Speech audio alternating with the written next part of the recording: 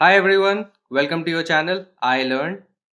आज हम चैप्टर 4 का पार्ट 2 का वीडियो करने वाले हैं। अगर आपने इसके पिछले पार्ट का वीडियो नहीं देखा है तो टॉप राइट कॉर्नर पे उसका लिंक है, उसे क्लिक करें और ज़रूर देखें। बिफोर वी स्टार्ट, अगर आपने हमारे चैनल को सब्सक्राइब नहीं किया है तो प्लीज़ सब्सक्राइब और हमें सपोर्ट करें। Also press the bell icon. तो चलिए स्टोरी को कंटिन्यू करते हैं। In 1900, at the age of 21, Albert Einstein was a university graduate and unemployed. He worked as a teaching assistant, gave private lessons, and finally secured a job in 1902 as a technical expert in the patent office in Bern. So 1900 में वो 21 years के थे, तो उन्होंने graduation कर ली थी university से और वो अनएम्प्लॉयड थे। उनके पास कोई जॉब नहीं थी, अनएम्प्लॉयड यानी हैविंग नो जॉब।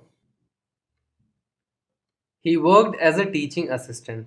सो वो क्या करते थे, एक टीचिंग असिस्टेंट की तरह काम करते थे। टीचिंग असिस्टेंट्स, उनको आप टीएस भी कहते हैं, यूनिवर्सिटीज़ में बहुत पॉपुलर होते हैं। स्पेशली वो क्या करते हैं, वो असिस्टेंट होते हैं टू प्रोफेसर। सो प्रोफेसर जो भी के एडमिनिस्ट्रेटिव टास्क होते हैं या फॉर एग्जांपल और भी यूनिवर्सिटी से रिलेटेड काम होते हैं, तो उनके पास समय कम बचता है। फॉर एग्जांपल क्वेश्चन पेपर बनाने के लिए, फॉर एग्जांपल बच्चों के क्वेश्चन पेपर ग्रेड करने के लिए, या फॉर एग्जांपल अगर कोई डाउट सेशन है तो उनको कंडक्ट करने के लिए, तो वो क्या करते हैं, अपने टीएस को ये काम दे देते हैं। तो वो क्वेश्चन पेपर बनाते हैं एग्जाम्स के, क्वेश्चन पेपर कभी कभी करेक्ट भी करते हैं एंड वो डाउट सेशन भी कंडक्ट करते हैं। तो ये एक तरह का असिस्टेंट वाला जॉब है। You are assistant to a professor. Of course you also learn from other professor, आपका कांटेक्ट बढ़ता है एंड कभी कभी ऐसा होता है कि जो टीचिंग असिस्टेंट है वो प्रोफेसर की मदद से उनको एक अच्छी जॉब भी मिल जाती है। सो वो प्राइवेट लेसन्स भी दिया करते थे। सो टीचिंग असिस्टेंट थे, वो प्राइवेट लेसन्स भी दिया करते थे और फाइनली उनको 1902 मतलब 2 साल के बाद उनको एक जॉब मिल गई। So he secured a job. Secure करना यानी he got a job as a technical expert in the patent office. तो टेक्निकल एक्सपर्ट की तरह उनको एम्प्लॉय कर लिया गया। सो एम्प्लॉय करना यानी जॉब मिल जाना। So that's another word to get employed. तो उन्हें एम्प्लॉय किया गया एक पैटेंट ऑफिस में। तो पैटेंट ऑफिस क्या होता है, जो जहाँ पे फॉर एग्जांपल आप दूसरों के फाइल के भी पैटर्न्स, अगर आपके पास कोई एक यूनिक आइडिया है तो आप उस आइडिया के थ्रू मान लीजिए कुछ चीज़ इन्वेंट कर सकते हैं, कोई प्रोडक्ट बना सकते हैं, कोई एक ऐसी चीज़ बना सकते हैं जो फॉर एग्जांपल मार्केट में बेची जा सकती है, यूज़ की जा सकती है। तो आप उस आइडिया को क्या करते हो, पैटेंट करते हो। तो आप क्या करते हो, एक फॉर्मेट होता है, आप उसमें उस फॉर्मेट में उस चीज़ को डिस्क्राइब करते हो कि फॉर एग्जांपल अगर आपने एक नए तरीके का पेन का आइडिया आया जिसका फॉर एग्जांपल लेट्स से कि इंक का कलर चेंज होता है बेस्ड ऑन सम और द अदर कंडीशन। तो आपके पास आइडिया है, आप क्या करोगे, उसको लिखोगे एंड देन फाइल करोगे। तो फाइल करने के पैसे लगते हैं, तो फिर आप पेटेंट ऑफिस में फाइल करते हो।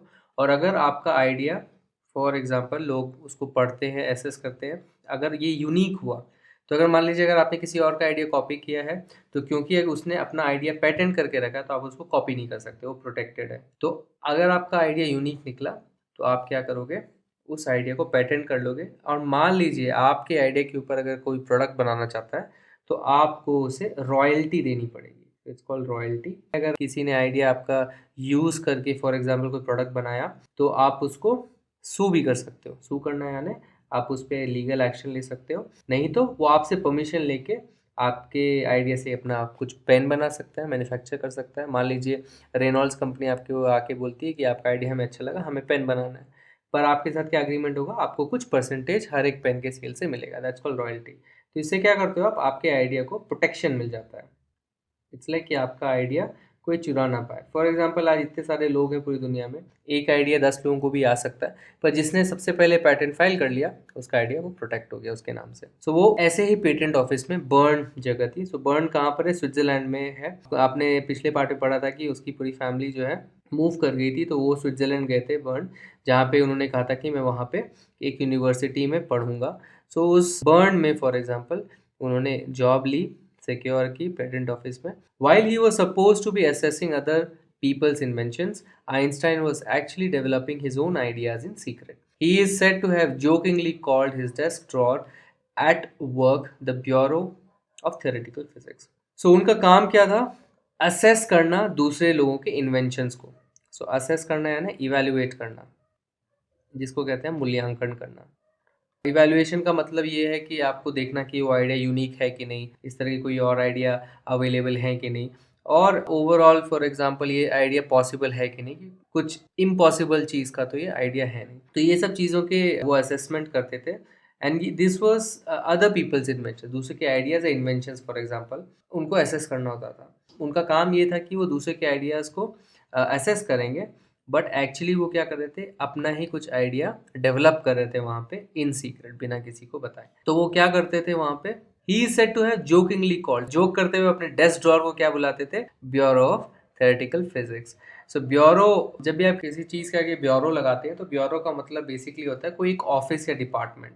So it's like an office या डिपार्टमेंट कोई एक पर्टिकुलर बिजनेस के लिए। सो यहाँ पे वो कहना चाह रहे हैं कि it's a department of theoretical physics. So basically वो थ्योरेटिकल फिजिक्स पे कुछ ना कुछ काम कर रहे थे, एंड हो सकता है वो अपने डेस्क ड्रॉअर पे अपने वो पेपर छुपा के रखते थे, क्योंकि वो अपने आइडियाज़ कुछ डेवलप कर रहे थे सीक्रेट में। तो इसीलिए वो अपने डेस्क ड्रॉअर को क्या बुलाते थे, bureau of theoretical physics. In fact ये काफ़ी एक इंटेलिजेंट नाम है, एंड ऑफ कोर्स आइंस्टाइन एक इंटेलिजेंट पर्सन थे, क्योंकि ब्यूरो का एक और मीनिंग होता है। ब्यूरो का मतलब होता है एक राइटिंग डेस्क।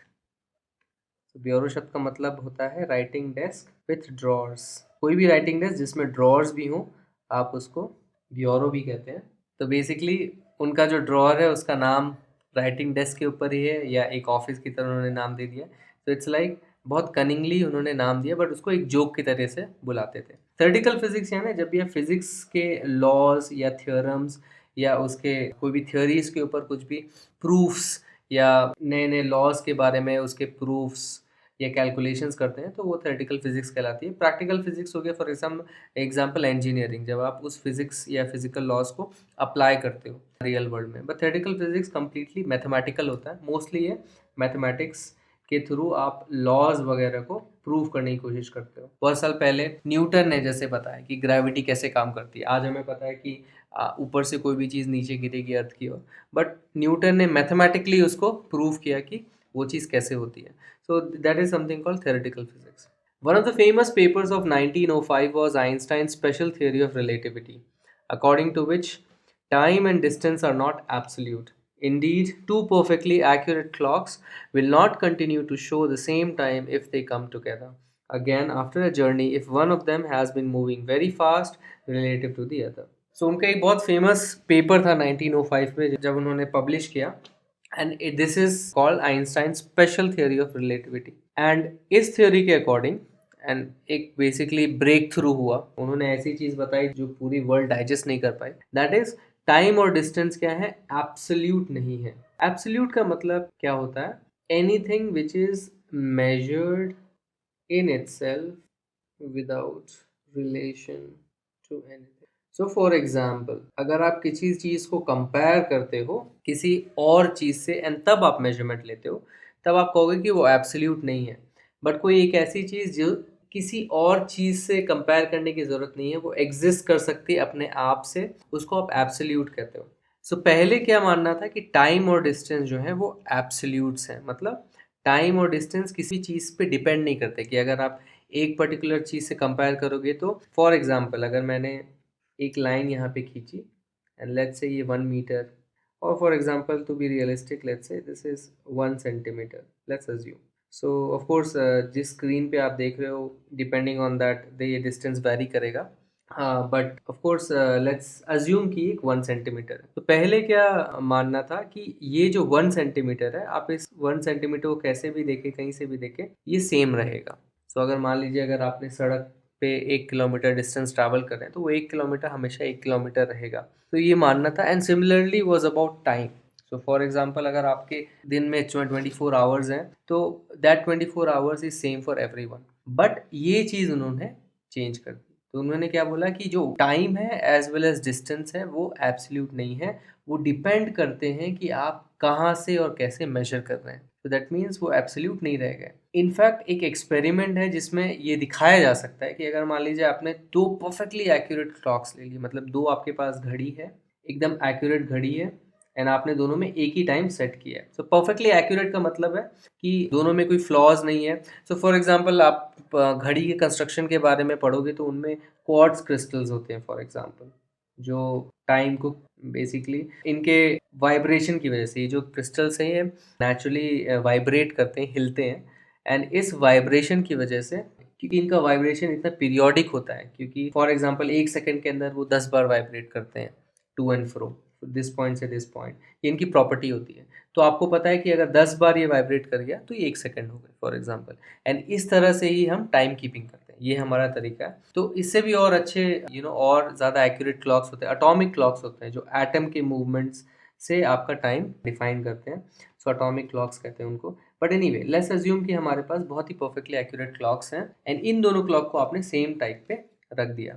एंड अगर एक क्लॉक को आपने एक गाड़ी में रखा एंड एक क्लॉक को दूसरी गाड़ी में रखा एंड दोनों गाड़ी की स्पीड डिफरेंट है, एक बहुत ज़्यादा फास्ट चल रही है दूसरे के रिस्पेक्ट में, लेट्स से एक की स्पीड है 60 kmph, मान लीजिए किसी एक बाइक पे है, एंड एक को आपने किसी रॉकेट पे रख दिया, let's assume 60,000 kilometre per hour की स्पीड से चल रहा है, तो डिफरेंस इज़ वेरी हाई। तो जब ऐसा होगा तो दोनों का जब टाइम आप मिलाओगे, जब दोनों को साथ में वापस लेके आओगे तो दोनों के टाइम अलग होंगे। तो ये जो है स्पेशल थियरी ऑफ रिलेटिविटी के अकॉर्डिंग बताया जाता है कि जो टाइम है डिपेंड करेगा कि कैसे किस फ्रेम से देखा जाता है। ऑफ कोर्स ये थोड़ा सा कॉम्प्लेक्स टॉपिक है, आपको हायर क्लासेस में पता चलेगा, बट जिस्ट में आपको क्या समझना है कि जो डिस्टेंस और टाइम को हम एक समान माना करते थे वो डिपेंड करता है आप कैसे मेजर कर रहे हैं। एंड इसी पर्टिकुलर थियोरी से एक बहुत ही फेमस फॉर्मूला डिराइव हुआ एंड ये भी ब्रेक थ्रू था। ब्रेक थ्रू क्या था कि इसने मास और एनर्जी के बीच में एक रिलेशनशिप बिठा दिया। E is equal to M C square, आप हायर क्लासेस में पढ़ोगे इसको, बहुत ही फेमस इक्वेशन है। जिसको साइंस पता भी नहीं है उसको ये इक्वेशन भी पता है, लोग इसको टी शर्ट में लिख के घूमते रहते हैं, E is equal to M C square. So E is equal to में E एनर्जी होता है, M होता है किसी भी बॉडी का मास, मास है ना उसके अंदर कितना मैटर है। सो मास फॉर एग्जांपल अर्थ में हम रहते हैं तो ग्रेविटी है, तो हम अपना वजन नापते हैं तो हम 10 किलो के हैं, so that is something like 10 kg कोई चीज़ है, तो that is mass. And c is speed of light, light की स्पीड। सो इन्होंने क्या बता दिया कि मास को आप एनर्जी में कन्वर्ट कर सकते हो। तो ये सोचना बहुत ही अजीब होगा। फॉर एग्जांपल एनर्जी, अगर आपने देखा होगा साउंड एक एनर्जी है, इलेक्ट्रिसिटी एक एनर्जी है, फायर एक एनर्जी है, हीट एक एनर्जी है। बट अगर आप मास को देखोगे तो स्टोन एक मास है, हम मास है, तो हम डायरेक्टली एनर्जी में कन्वर्ट हो सकते हैं। तो दिस इज समथिंग, वो उस ज़माने के लिए बहुत ही नई बात थी। आज हम इस चीज़ को फिजिक्स में पढ़ते हैं, but for that time it was something new. तो इस इक्वेशन को जैसा मैंने बताया एक्सप्लेन किया गया है आपकी बुक में भी। एंड सी जो स्पीड ऑफ लाइट है वो वैक्यूम में है। वैक्यूम में मतलब वहाँ पे कोई भी मैटर नहीं है, ना एयर भी नहीं है उस पर्टिकुलर स्पेस में। And vacuum is very good example is space. So earth के बाहर आप चले जाओगे तो आपको नियर वैक्यूम ही मिलेगा, एंड वहाँ पे स्पीड ऑफ लाइट है 3 लाख किलोमीटर पर second. It's a very very high speed. आप इमेजिन करो कि एक सेकेंड में आप 3 लाख किलोमीटर ट्रैवल कर सकते हो। सो एक चुटकी में इतना डिस्टेंस ट्रैवल कर लेती है लाइट। सो एक बहुत ही फेमस जोक है एंड इसको रिलेट किया जाता है एल्बर्ट आइंस्टाइन से, जब वो एक्सप्लेन करने की कोशिश करते थे स्पेशल थियरी ऑफ रिलेटिविटी। आपको एग्जांपल दिया गया था इससे पहले कि कैसे दो डिफरेंट क्लॉक्स अलग अलग टाइम बता सकते हैं। तो इस स्पेशल थियरी ऑफ रिलेटिविटी को आसानी से समझाने की कोशिश की गई थी। एल्बर्ट आइंस्टाइन ने कोशिश की इसको समझाने की। तो वो बोलते हैं कि when you sit with a nice girl for 2 hours it seems like 2 minutes, when you sit on a hot stove for 2 minutes it seems like 2 hours, that's relativity. वो कह रहे हैं कि अगर आप एक अच्छी सी लड़की के साथ 2 घंटे बिताते हो तो वो 2 मिनट जैसे लगते हैं, बट अगर आप वही 2 मिनट एक हॉट स्टोव गरम गरम चूल्हे पे बैठ जाओगे तो आपको 2 घंटे जैसा लगेगा। यही रिलेटिविटी है। So basically based on experiences आपका समय का अंडरस्टैंडिंग चेंज होता है। Of course this is not exactly relativity, ये रिलेटिविटी का टेक्निकल या साइंटिफिक डेफिनेशन नहीं है, बट वो मजाक के तौर पे वो इस तरह से समझाते थे।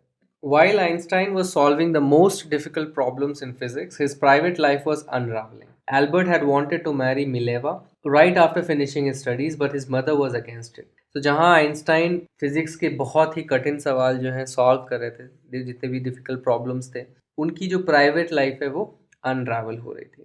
सो अनरावल होना यानी फॉलिंग अपार्ट, यानी बिखरना। तो उनकी जो प्राइवेट जिंदगी थी वो बिखर रही थी।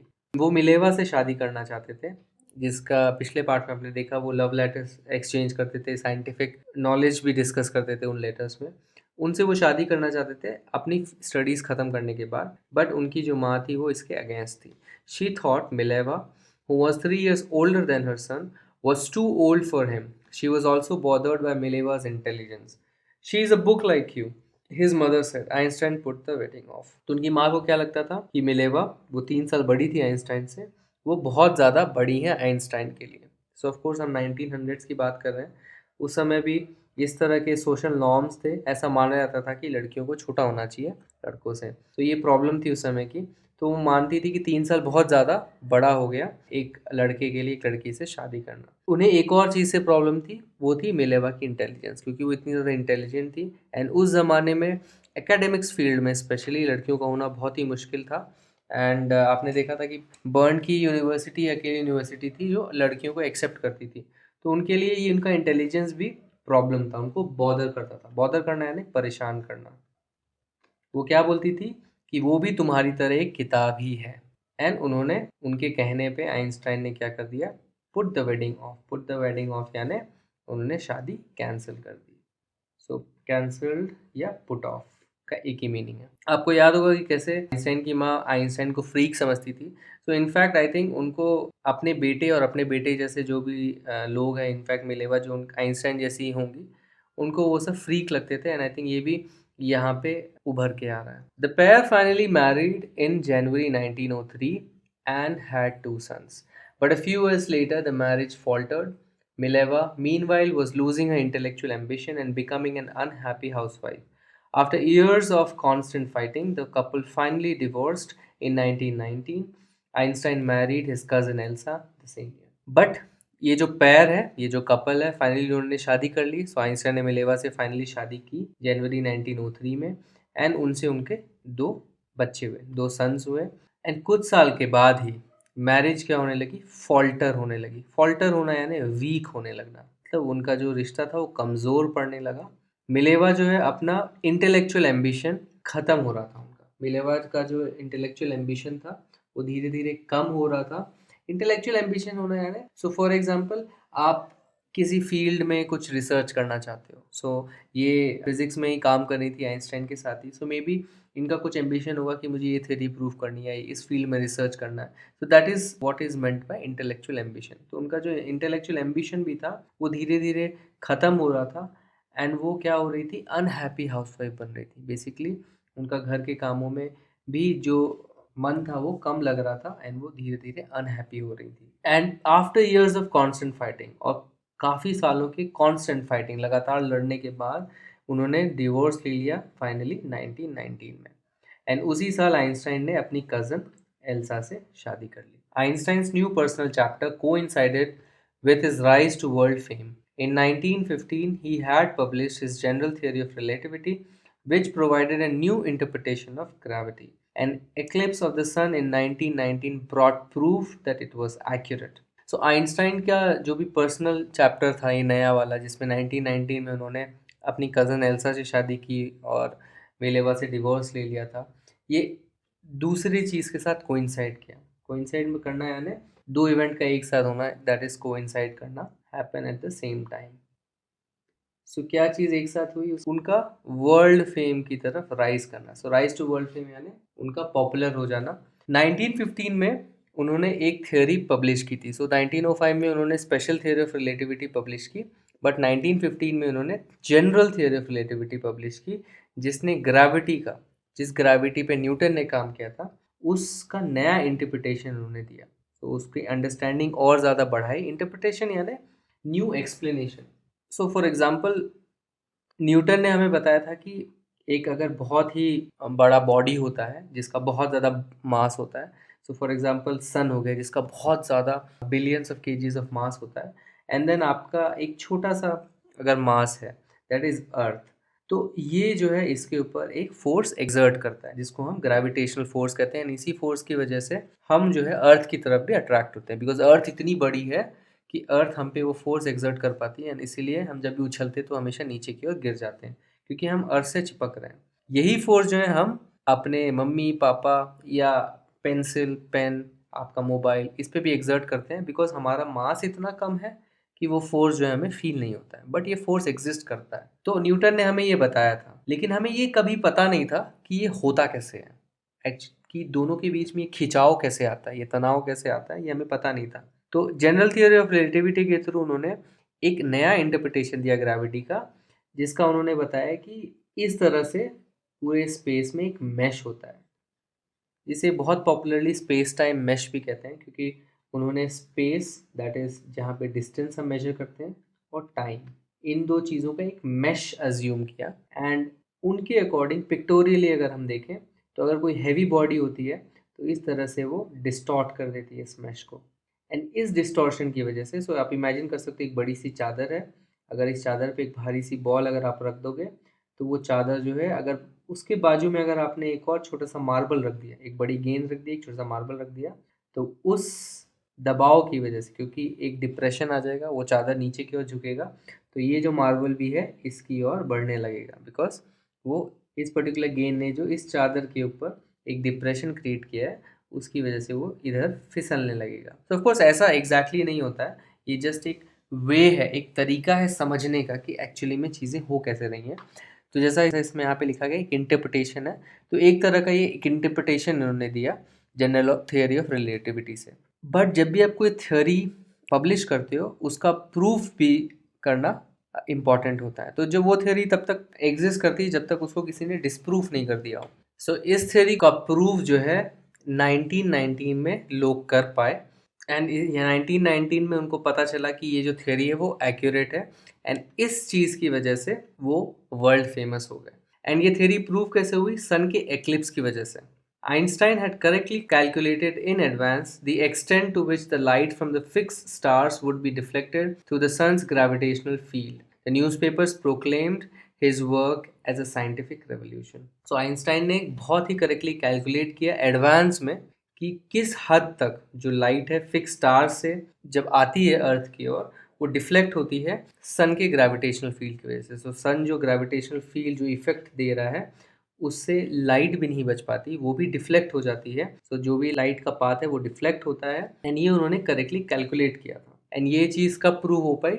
1919 के एक्लिप्स के समय। The newspapers proclaim, so newspapers ने क्या बताया? उनके वर्क को एक साइंटिफिक रेवोल्यूशन, सो एक क्रांति आ गई जिसे कहते हैं कि जैसा कभी ना हुआ हो, एंड समथिंग जो चेंज कर देगा साइंटिफिक फील्ड को, एंड ऐसा ही हुआ। तो ये एक रेवोल्यूशन ही था, ये जो थ्योरी थी, एंड इसने हमारी अंडरस्टैंडिंग कम्प्लीटली चेंज कर दी फिज़िक्स की। एंड आज इसका एप्लीकेशन इवन सैटेलाइट्स के ऑपरेशन में यूज़ होता है। तो अगर जनरल थियोरी ऑफ रिलेटिविटी नहीं होती तो शायद आज हम सैटेलाइट्स को भी ऑपरेट नहीं कर पाते जो आज अर्थ के अराउंड घूम रहे हैं। सो एक्चुअली ऐसा स्पेशल क्या हुआ? तो जस्ट आउट ऑफ इंटरेस्ट आपको भी मन करेगा जानने का कि ऐसा एक्चुअली हुआ क्या था कि 1919 में एक्लिप्स के टाइम भी ये प्रूव जो है मिल पाया।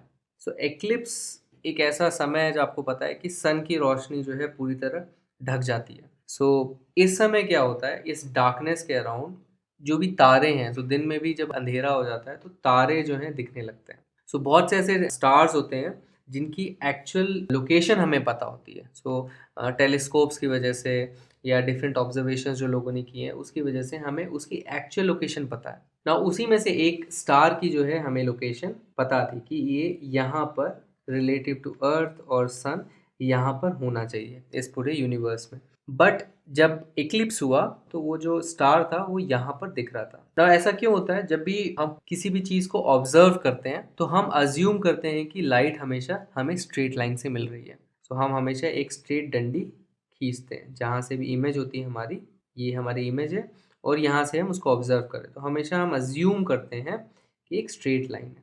नाउ क्योंकि एक्चुअल लोकेशन यहाँ है एंड हमें दिख वो स्टार यहाँ पे रहा है, तो इसका एक ही कंक्लूजन हो सकता है कि लाइट जो है अराउंड दिस पॉइंट मुड़ी है। सो उन्होंने क्या किया, ये जो एंगल है फॉर एग्जांपल कि कहाँ पर ये पर्टिकुलर स्टार है, ये हमें पता है, ये नोन है, ये हमें पता है डिफरेंट चार्ट से, स्टार चार्ट से, हमारे फॉर एग्जांपल टेलीस्कोप की ऑब्जर्वेशन से, ये हमें पता है। लेकिन जब वही स्टार जब हम अपने आंखों से देखते हैं टेलीस्कोप से, फॉर एग्जांपल अर्थ पे लगा के ऑब्जर्व करते हैं, तो हमेशा कोई भी इमेज स्ट्रेट लाइन पे दिखती है। ये चीज़ आप फिजिक्स में आगे जाके पढ़ोगे कि ऐसा क्यों होता है। तो स्ट्रेट लाइन में वो चीज़ दिखती है। तो स्ट्रेट लाइन यहाँ पर है एंड यू नो कि स्टार का लोकेशन यहाँ पे है, तो इससे आप इस एंगल को एंगल ऑफ डिफ्लेक्शन कैलकुलेट कर सकते हो। एंड ये कैलकुलेशन जो है आइंस्टाइन ने इस थ्योरी से बहुत एक्यूरेटली किया था। उन्होंने बताया था कि ये जो लाइट है वो कितना डिफ्लेक्ट करेगा, एंड इस तरह से जब लोगों ने कंपेयर किया ये एंगल और जो एंगल इस पर्टिकुलर थ्योरी से कैलकुलेट किया गया हो, तो उससे प्रूव हो गया कि ये थ्योरी जो है ट्रू है। Einstein received the Nobel Prize for Physics in 1921. He was showered with honors and invitations from all over the world and lauded by the press. Einstein को नोबेल प्राइज मिला physics के लिए, जो कि highest honour है world में physics field में, 1921 में. He was showered with honours and invitation. उनमें बहुत सारे ऑनर्स और अलग अलग जगहों से इन्विटेशंस की उनमें बारिश होने लगी. बहुत सारे उनको ऑनर्स मिले, इन्विटेशंस मिले. ऑनर्स यानी रिकग्निशंस और अवार्ड जो आपको मिलते हैं. And he was loaded by the press. Lord करना यानी एडमायर होना. He was admired by the press. वो पॉपुलर भी थे, एडमायर भी किए जा रहे थे प्रेस में, एंड पूरे वर्ल्ड से उनको ऑनर्स और इन्विटेशंस की बारिश हो रही थी. बट उस टाइम पे कुछ और भी हो रहा था वर्ल्ड में. क्या हो रहा था? When the Nazis came to power in Germany in 1933, Einstein emigrated to the United States. पर उस समय एक पावर का राइज हुआ, एक different group, that is Nazis. So Nazis उन लोगों को कहते हैं जो नाजिज्म को फॉलो करते हैं. एंड नाजिज्म बेसिकली एक फॉर्म है फासिज्म का. एंड फासिज्म जो है नथिंग बट डिक्टेटरशिप को आप कह सकते हैं. So is a form of dictatorship. Dictatorship like ultra nationalism. So dictatorship और फासिज्म में डिफरेंस होता है.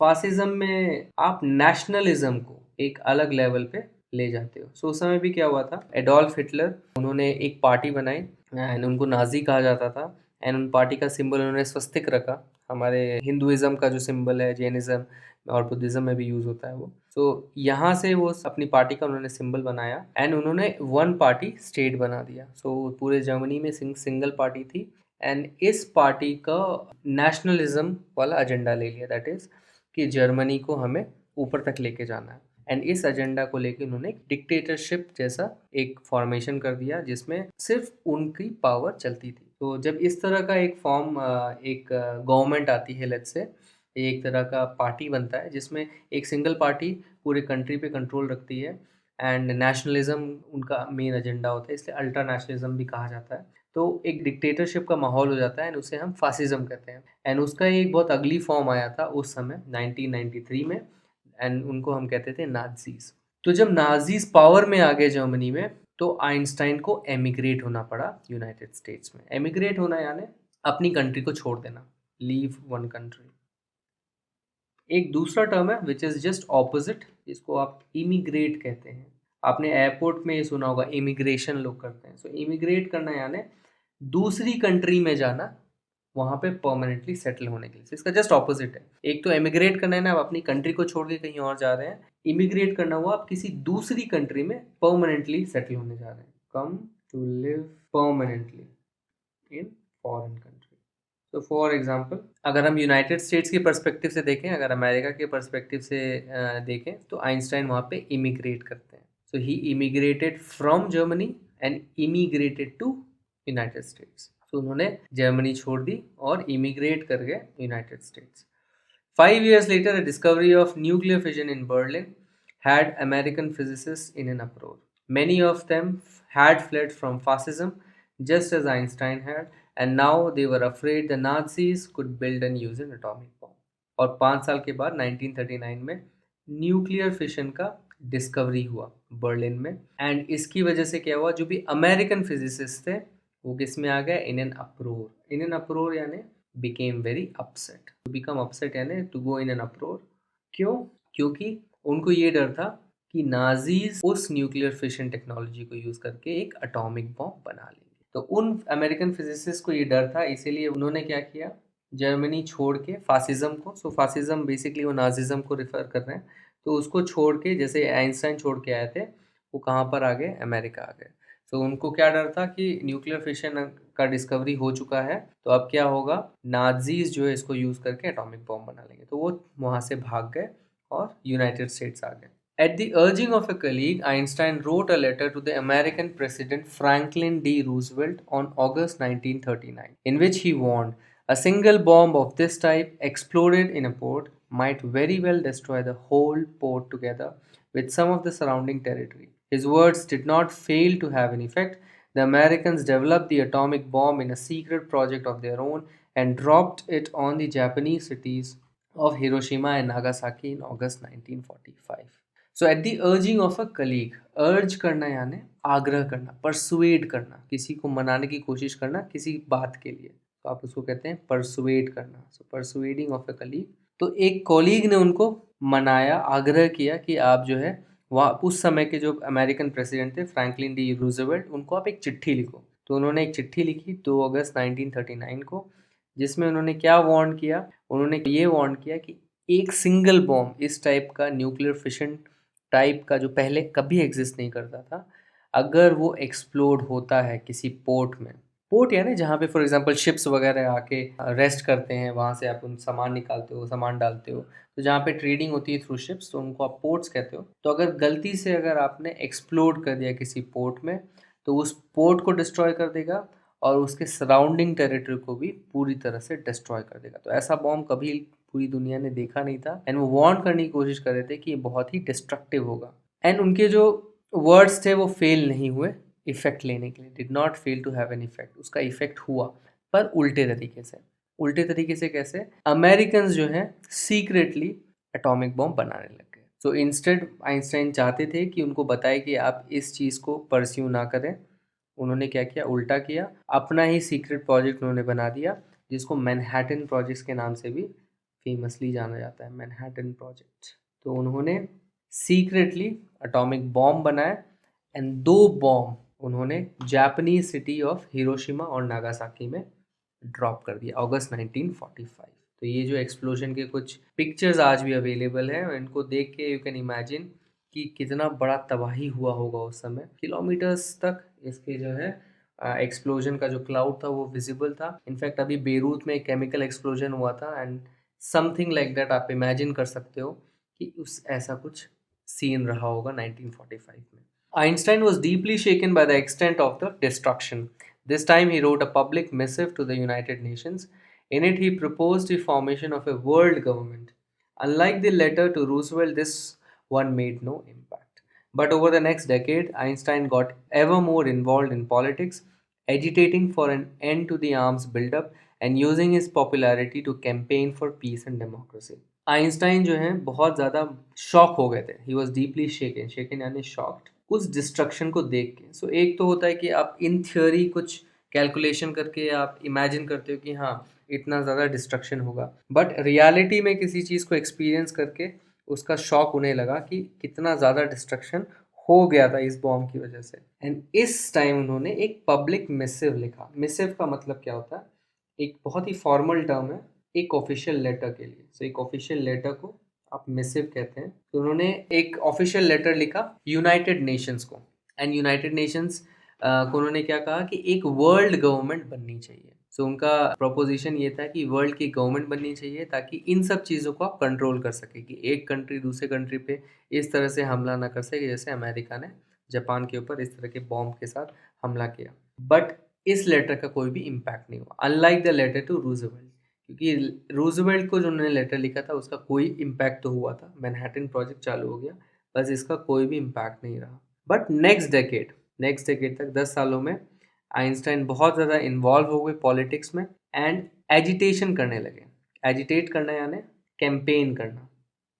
आप किसी भी कॉज के लिए जब आप पब्लिकली अवेयरनेस क्रिएट करते हैं, इशू के बारे में लोगों को बताते हैं, तो उसको आप एजिटेशन कहते हैं या कैंपेनिंग कहते हैं। तो वो कैंपेन करने लग गए एंड टू आर्म्स बिल्डअप। तो उस समय क्या हो रहा था, सारी कंट्रीज बहुत सारे गन्स एंड आर्मामेंट्स बना रहे थे। सो इस पर्टिकुलर चीज़ के अगेंस्ट कि ये चीज़ ख़त्म हो, सारी कंट्रीज जो हैं अपने आर्म्स, जो भी गन्स हैं, जो भी बॉम्ब्स हैं, वो बनाना कम करें, उसके लिए वो कैंपेन्स करने लगे, एंड अपनी पॉपुलैरिटी का यूज़ करते थे वो नेक्स्ट डेकेड में पीस और डेमोक्रेसी के लिए। सो वो फेवर करते थे पीस के लिए एंड फेवर करते थे डेमोक्रेसी के लिए। एंड डेमोक्रेसी के लिए ऑब्वियसली इसलिए क्योंकि उन्होंने देखा था कि अगर डेमोक्रेसी नहीं होगी तो फासिज्म जैसी गवर्नमेंट आ सकती है, एंड उसकी तबाही वर्ल्ड वॉर 2 में उन्होंने देख ली थी, नाजीज से जो भी किया था। When Einstein died in 1955 at the age of 76, he was celebrated as a visionary and world citizen as much as a scientific genius. तो जब 1955 में उनका देहांत हुआ, वो 76 ईयर ओल्ड थे, एंड उनको ना ही सिर्फ एक साइंटिफिक जीनियस की तरह सेलिब्रेट किया जाता था, बट एज अ विजनरी और world citizen. So world citizen आप किसको कहोगे? जिनके काम का या जिनकी पॉपुलैरिटी पूरे वर्ल्ड में हो, तो आप उनको वर्ल्ड सिटीजन कहोगे। एंड विजनरी आप किसको कहोगे? विजनरी आप उसको कहोगे जो पर्सन फ्यूचर के बारे में सोचते हैं एक इंटेलिजेंट और एक ओरिजिनल तरीके से। सो उनके पास एक आइडिया होता है फ्यूचर के बारे में, वो सोच सकते हैं कि ऐसा होना चाहिए, ये चीज़ें की जा सकती हैं। तो एक विजन होता है, इसको कहते हैं आप विजन होना, एक दृष्टि होना फ्यूचर के लिए, दूरदृष्टि। तो in simple terms, a person who can think about the future in an original and intelligent way. So Einstein को सिर्फ एक जीनियस की तरह नहीं माना गया, उनको एक वर्ल्ड सिटीजन और एक विजनरी भी माना जाता है। Thanks for watching this video. अगर ये वीडियो आपको पसंद आए तो इस वीडियो को एक लाइक दीजिए, अपने कमेंट्स और फीडबैक्स कमेंट सेक्शन में लिखिए और हमारे चैनल को सब्सक्राइब कीजिए। आप हमारे चैनल को सब्सक्राइब इस गोल लोगो पे क्लिक करके सब्सक्राइब बटन दबा के कर सकते हैं। इस बेल आइकन को भी प्रेस करना ना भूलें ताकि हमारे सारे वीडियोस के नोटिफिकेशन आप तक जल्द से जल्द पहुंचे। इस चैप्टर के अगले वीडियो के लिए स्टे ट्यून। Bye bye.